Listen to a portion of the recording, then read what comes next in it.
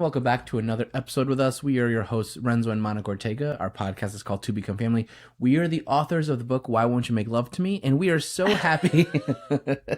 We are so happy to be with you here with you with another episode. Today, we're going to tackle something very controversial and also hopefully something that's going to help you a lot. We're going to go over the 5 ways that NFP can absolutely destroy your marriage and how you can actually look to repair it if NFP has done that to you.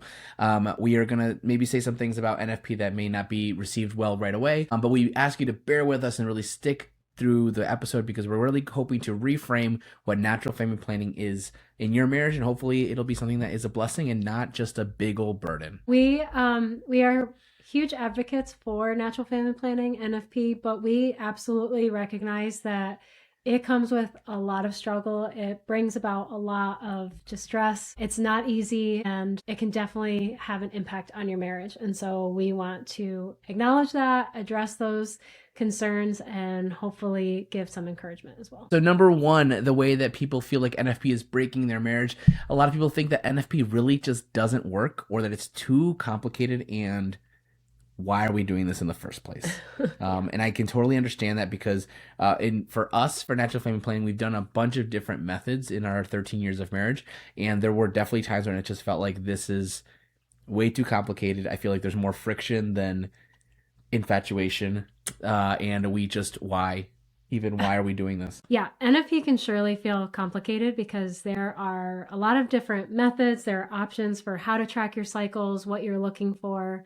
Like Renzo said, we've learned 3 different methods of NFP. So we kind of understand like what you're looking for, and each one of them is different and unique, and it can feel overwhelming. One, if you're trying to pick which one works best for you, which one should I learn? How do I learn it? And then once you do learn it, like maybe your body is not matching exactly the textbook, and you're like, I thought I was going to be able to like really clearly identify when I'm fertile and when I'm not. And my body is showing signs of fertility, but it also did that like a week ago, or I thought I ovulated, but I haven't gotten my period yet. Or there's just like a lot of things that can throw you for a loop. Or we did everything right and now we have a baby. That's true. Or it can feel like it doesn't work, right? And it feels unreliable because you either yourselves have a surprise pregnancy, or you've heard of somebody that has. Or maybe you're trying to conceive a pregnancy and you're like, I think I'm doing all the things right. Why do we not have a baby yet? And it can feel daunting, and it can feel confusing to practice NFP. So you're like, why am I doing this in the first place? And my first encouragement is like, first to understand that you and your spouse doing NFP, natural family planning, is good, because this is a very unsatisfying answer, but like it's out of obedience to God and how he created your marriage and your bodies to work. And even though it's not as cut and dry, it's not as straightforward as you wish it was, God made it that way for a reason. And it might not be the way that you were hoping. Maybe it's because you're supposed to like grow in intimacy and communication. Maybe you are being stretched to to be parents when you didn't think you were ready to be parents, or maybe you're being stretched in a way and like to just, I know this is unsatisfying, but like to trust that there is a really good purpose to allowing your body to work the way it is working. And then we'll talk about this a little bit later, but the NFP, we do know that NFP does work. We've been avoiding for quite a while now. Almost 5 years. And so NFP does work, but it takes a lot of practice, a lot of learning, a lot of trial and error. And I know for us in our culture, we want things right away. We want not needing to put a lot of our own time and effort into it. And that's just not the way NFP works, because there's no AI for NFP. Like, it's you and your body trying to figure out your body. And also, like, you are so unique.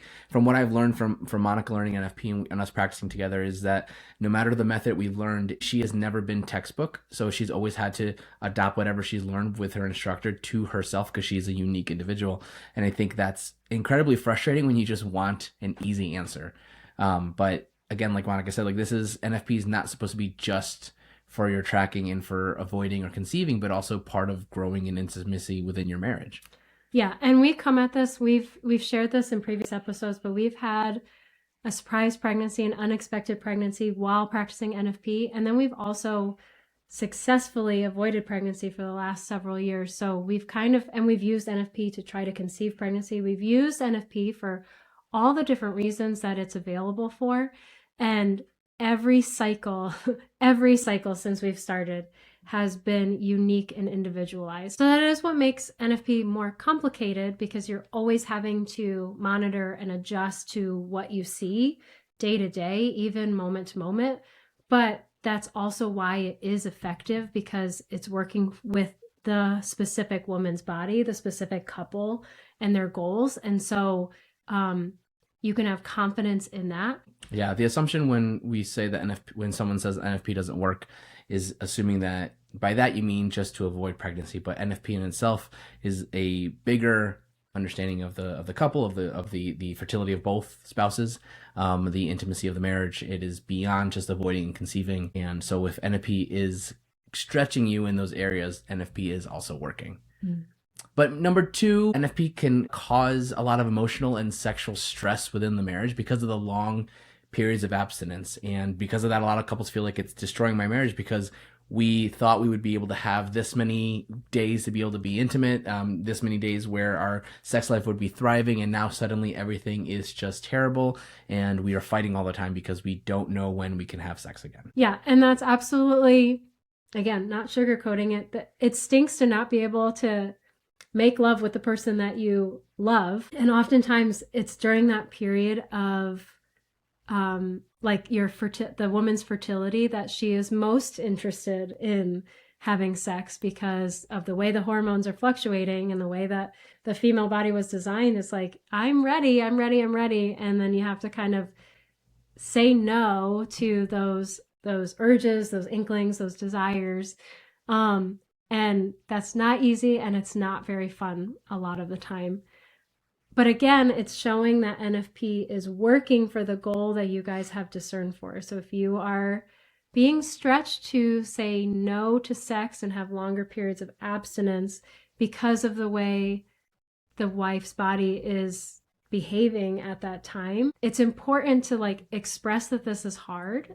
Express that it's challenging. What would your advice be though if someone is saying it's causing emotional and sexual stress within the marriage? Besides just like, because I think a lot of people could hear that response and be like, well, that's a lot of nice thoughts, but like, what do I do if it's actively causing stress? Yeah.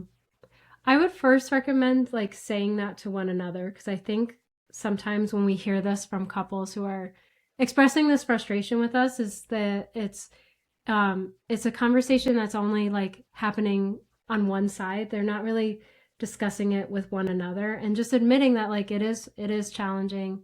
This is something that we both want, but we have to say no to at the same time, to kind of be united in the challenge of it. Because sometimes we can just feel like, oh, it's so easy for them, but it's hard for me. That last point you said, I think is important to unpack, because with what you're saying, it sounds like one spouse can feel like it's really hard for them and assume that it's really easy for the other spouse. Yeah. And in communicating with each other, you could both come to the understanding like this is actually hard for both of you. Yeah. So, and I think that can ease a little bit of the stress and tension that's happening between you, because it's not that one of you is saying no to the other because it's easy to say no, but more of we're both saying no, and this is very difficult for both of us. We both want to be together, but we both chose to avoid at this time, or because, you know, whatever reasons at this time.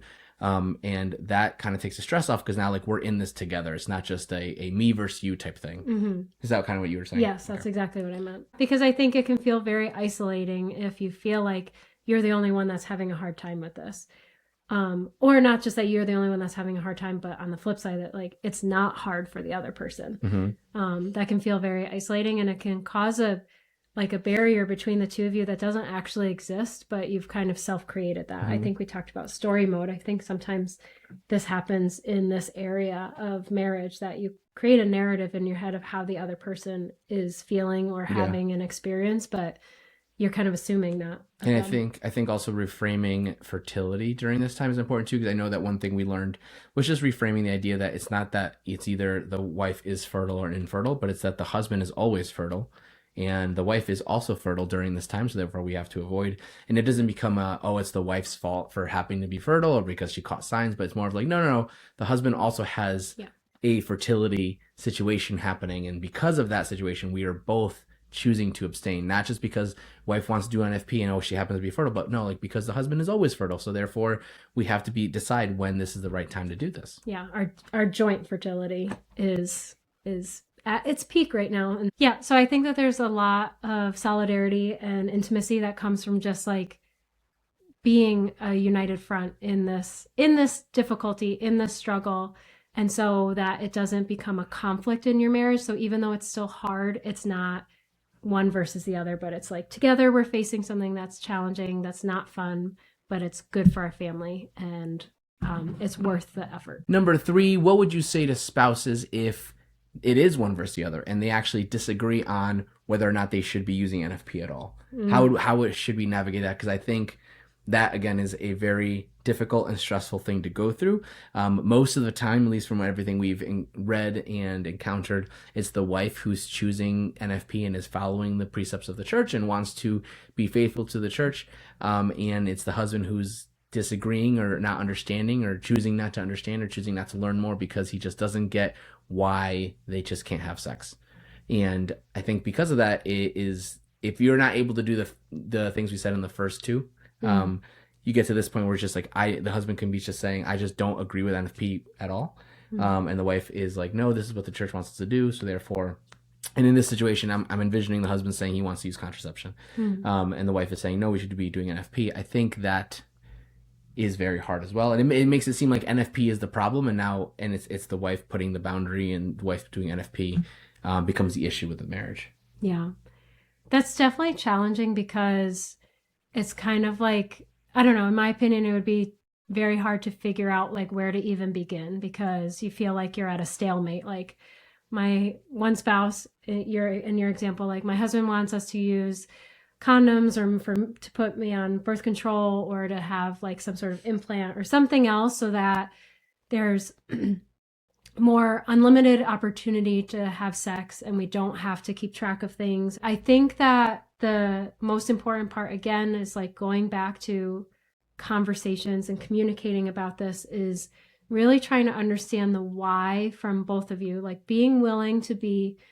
open-minded enough to hear the other spouse's point of view, to understand where they're coming from, to be curious. Because if the husband would be more willing to understand why the wife wants to use NFP or why the husband does not want to use NFP, that opens the doors to like answering a lot of the concerns, because there's certainly a lot of valid concerns. Is it faith related? Like, is it because this is what the church says and I'm afraid of sinning in our marriage and I don't want to cause opportunities for sin? Or is it because he doesn't trust the science of NFP that it would actually work? Or is it because somebody's afraid of lack of sex? Like all of those reasons, like those deeper rooted reasons, have different ways of addressing. So to first be curious about the why. Why is there a conflict in this? Why are we disagreeing? And then move from there. Because if you start talking about faith stuff and he's like, that's fine, but I just don't think it actually works, then you're bypassing each other. I think it's also important to keep in mind that this could be an incredibly emotionally charged conversation every time you have it. So I think going into it as grounded into like what's paint for me a win. I like that from one of Brené Brown's book on it's like a leadership. Yeah, it's a leadership book to understand how like what your supervisor wants out of you if they're unclear in their expectations. And I think being able to get from your spouse like what's a win look like here, like how do we both get to a win here, and having them lay that out for you so that you can kind of really understand like, all right, this is where they're coming from. I think would help a lot. Our book, I know I joked about it earlier, but we wrote a book called Lovemaking, How to Talk About Sex with Your Spouse, and in it we actually do have conversation starters and chapters about NFP. It's chapter 8, Why All the Sex Rules, chapter 9, Bonding and Babies, and chapter 10, Having 100 Babies. All of those things we end up touching upon the different parts of NFP and this kind of intimacy and disagreement you might have, the disagreements we had within our marriage, but then also conversation starters for you to, if you don't even know how to start that conversation, hopefully this would be a place to start. We don't lay out all of theology of it, but we do lay out some of it, some of the church teaching. We also lay out the practicals of what it could look like. But I know that if you are disagreeing, I love Monica's idea of getting down to the why and then hopefully getting to the win. And one further recommendation, do not start this conversation as you're trying to halt intimacy, because oh yeah, no, those so many feelings and so many no sex tonight, but Monica and Renzo wrote this. That's not a good time. We can't. Yeah. I can kill libido really quickly, but I'd rather not have to. So timing and how to start the conversations are both important. Number 4, this could happen in marriage and then break a marriage if couples think that like NFP is just basically contraception. All we're doing is trying to avoid pregnancy. Why go through all the rigmarole of learning NFP and trying to abstain and this and that if we could just use condom and birth control? What would you say to that? So the first thing I would say to that is buy our book. Okay, so I have 2 things that I would want to say to that. The first is like unfaith related, but the idea of allowing the woman's body to act as it's supposed to act, as it's intended to act. So every human body has different systems in it, right? And like our respiratory system, we want that to work well. We want our digestive system to work well. We don't want to do things to like interrupt those systems from working the way they're intended. And contraception and implants will work against the female's system, the way that it was designed and created to work. And so we can't think that we can do that and there would be no ramifications to that. You're trying to interrupt something doing what it's supposed to do. You were made to have cycles of fertility and infertility. That's the way your body was created. And so I think just on that basic level, it's important to allow your body to work the way it's supposed to work. And then number 2, as practicing Catholics, as Christians, like our bodies were created very intentionally by God. And speaking of systems, like the female system doesn't really make sense in isolation until you bring in the male's fertility system. And the male's fertility system doesn't really make sense all on its own without its complement of the female system. So to put a barrier between that, and even though it might not be easy to understand, or maybe you're not like at that full level of faith to just like surrender that I believe that God made me this way, I think that there's a certain level of potential to honor and respect that, like, okay, God created man and woman this way, and he created marriage in a particular way. And maybe you don't understand all of it. Maybe you don't believe all of it, but to try to just give like that tiny little bit of trust in the way that the church has taught marriage to be, because you can respect and honor that, like, okay, God does have a good design. And I'm willing to learn more about it. It's basically saying that the ends don't justify the means. So the end, so the thing that you are hoping the outcome is when you engage in intercourse, when you are trying to avoid, is that you don't want to get pregnant because you've discerned that you're just not ready to get pregnant, and you feel like, well, NFP and contraception give us the same end. But the reality is that you can't just because the end is the same does not mean the means of getting to there is the same. So for contraception, the means of getting to no baby is by blocking the way that our systems work, whether it be through the methods that Monica said, or through a condom, where it's actually a physical barrier between the husband and wife.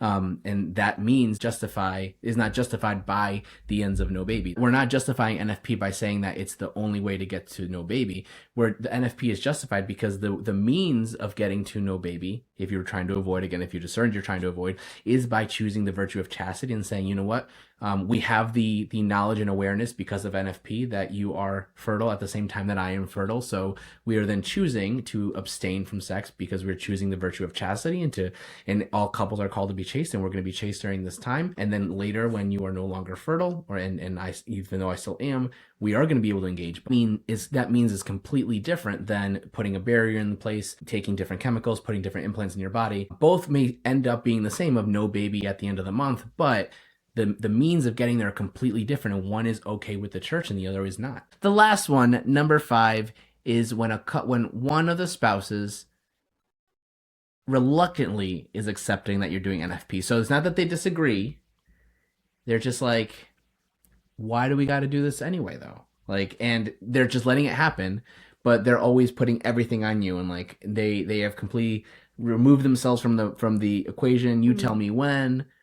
And then I guess we're gonna do it because you're saying we have to do this thing, and I'm like, oh, whatever. What do you say to that? If like there's a spouse who's just like, I feel like that's a very I feel like this might be one of the most common little sneaky ways that NFP is like slowly chipping away at a marriage, because I think that happens a lot, is that the man is like, okay, my wife wants to practice NFP. Okay, the church says we should practice NFP if we're avoiding pregnancy. So I'll do it, but I don't do it because I'm choosing it. It's just kind of like happening to me. Like that's just the circumstances that I live in.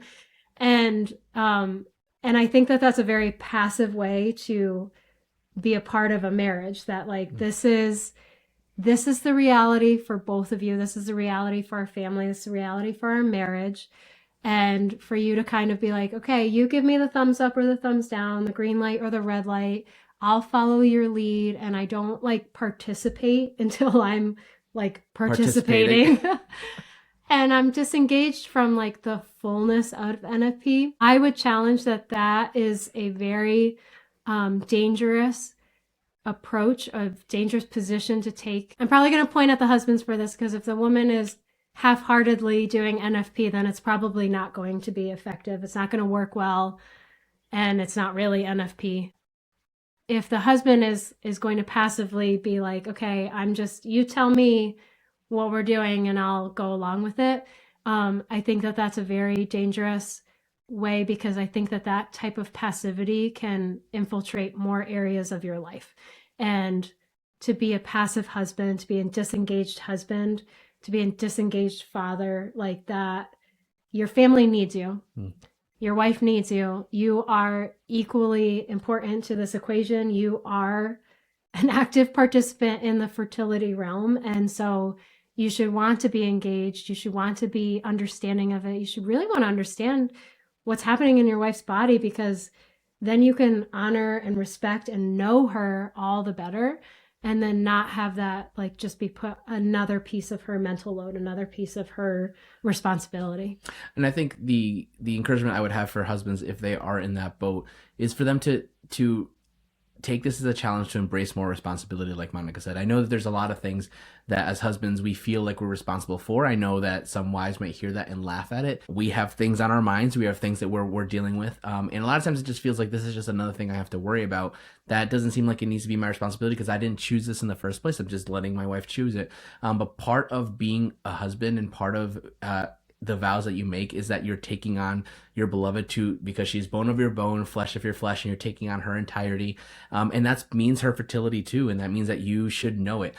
It should embarrass you as a husband if your wife were to go to the hospital and the doctors are looking at you asking for her medical history because she can't respond for herself and you have no idea what's going on with her. That should embarrass you. In the same way that like something's happening with your kids and you're like, I can't answer, call their mom. Like that should not be the situation that you're in as a husband. You should embrace the responsibility of, this is my wife, these are my kids, and I should know them well. Maybe you don't know them as well as your wife does. That's fine, but you should know something. And I think this is an area where you could start beginning to take that responsibility, because all you have to know is how does this NFP thing work? Maybe tell me what you're doing, explain to me the whole process, show me the chart, show me the monitors, let me know everything, because I want to be as knowledgeable about this process as you are, because you are my beloved and I love you. And when I engage in sex, it's not just because I'm using you, but because I want to be with you. And part of being with you means understanding your entire fertility and what's going on. Yeah, and I think that like it's hard for us because we wish that we could compartmentalize our life and just be like, okay, this thing is just her thing because it's her body and it's her fertility. So I'm going to let her take the lead on it, or let her like handle it. But that kind of mentality, like we can't just keep that. It doesn't work that way. It doesn't work that we can keep that mentality just in this area and then expect our lovemaking and our intimacy to be complete, because if she's doing something that I don't know about, then like I'm not fully in it, and she's not able to like trust that I want all of her and that I get all of her, that I know all of her, because you don't. Like you've chosen to withdraw and remove yourself from something that's really important and really like intricate and a big piece of her. And so that kind of unspoken communication with your spouse is absolutely going to have an effect outside of just the fertility. It's going to have an effect on your lovemaking. It's going to have an effect on your interpersonal relationship, because there's a piece that you don't seem to care about, that you're like, fine, whatever. And that will fester, and that will grow. And growing in interaction with this will help you grow an interaction in other areas of your life, in your family life. So maybe you don't know how to get more involved with your kids or with your wife in other areas. Like, start here, and that virtue growing, that skill, that muscle will be able to strengthen and grow outside of this box too. So those are the 5 ways that people complain the most about NFP and how NFP is breaking their marriage. And that was some of the advice that we would have if we could talk to them and share with them the ways that NFP could actually help their marriage. If we forgot anything, please let us know in the comments. Like, comment, and subscribe on this video. If you want to dive in more into how NFP can be something that helps your marriage, pick up our book, Lovemaking, How to Talk About Sex with Your Spouse, because again, we talk about it a lot in here and a lot of other parts of lovemaking that have nothing to do with NFP. And be sure to rate this if you're listening to on Apple and Spotify. Give us a 5-star review. Leave us some words of encouragement, because we would love to hear from you. You can also follow us on Instagram at To Become Family. Interact with us. Let us know what's going on. Tell us if we missed anything. Tell us if this is something that's really hitting the spot and you'd like to hear more about. We would love to help encourage and support marriages. We will see you at the next episode.